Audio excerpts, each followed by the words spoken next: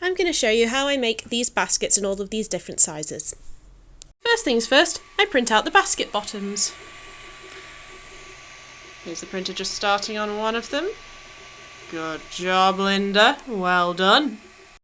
Then I choose what size I want to make. If I want to make this size, I will use the small base. Now the first thing that I do, I count out how many holes there are. And then I chain that many plus one. So here's my yarn, putting in a slip knot. I'm just going to quickly count how many I need to chain and then chain them. I will be right back. I have now chained 18. There were 17 holes, and so I've chained 17 plus 1, which is 18. Then I'm going to join it in the round. You do this in the normal way that you would join something in the round by slip stitching into the first chain that you made, like this. And then I'm going to do a round of single crochets, but we are not working in the round. Well, we kind of are, but we are chain one and slip stitch every round. This first round I'm just chain one-ing and then doing single crochets all the way round, and then once I reach the end of the round I will then be slip stitch and chaining one. So I'll see you there. Alright, I'm almost at the end. I'm going to do my last few single crochets. Got one hole left, and then I want to slip stitch into the first stitch I did, like so, and then chain one.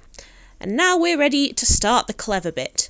So we got to look at the anatomy of a stitch. So normally if you're doing a single crochet, you go underneath these two top loops. However, by doing a kind of knit stitch style crochet, you see here you've got the top pillar and then these two here. It reminds me a little bit of Stonehenge.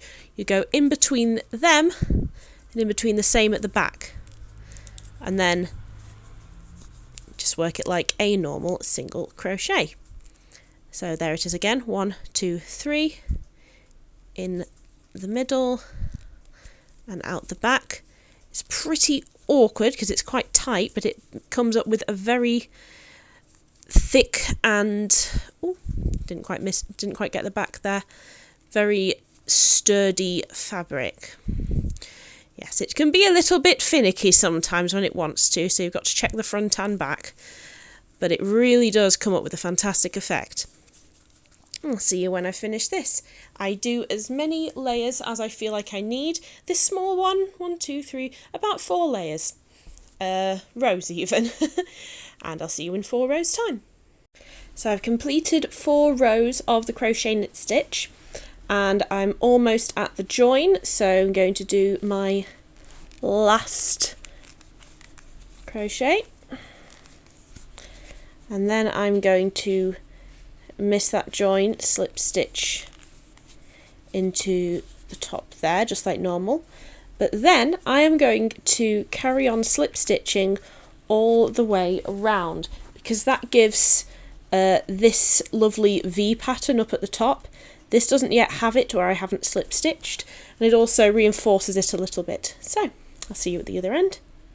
So I've arrived at the end. I'm going to go into one more stitch. Oh wait, I've been into that one. I'm going to go into one more just to secure all of this. Oh, slip stitches are tight.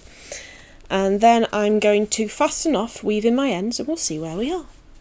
I also undo the very starting end and weave it in due to neatness, as it can leave a little bit of a bump. It's a bit fiddly. I'll show you what it's like afterwards. Much nicer. And now I sew this on. So I'm using Aran grey cotton, but you can use anything really, and I'm just sewing it onto the spare loop from the initial chain we made right at the start. There we go. Don't worry if it's a little bit loose, we'll be tightening it up as soon as we've gone all the way around. So we've loosely gone all the way around, and now we're going to tighten it up. So we're going to pull on each of these to make it nice and flush.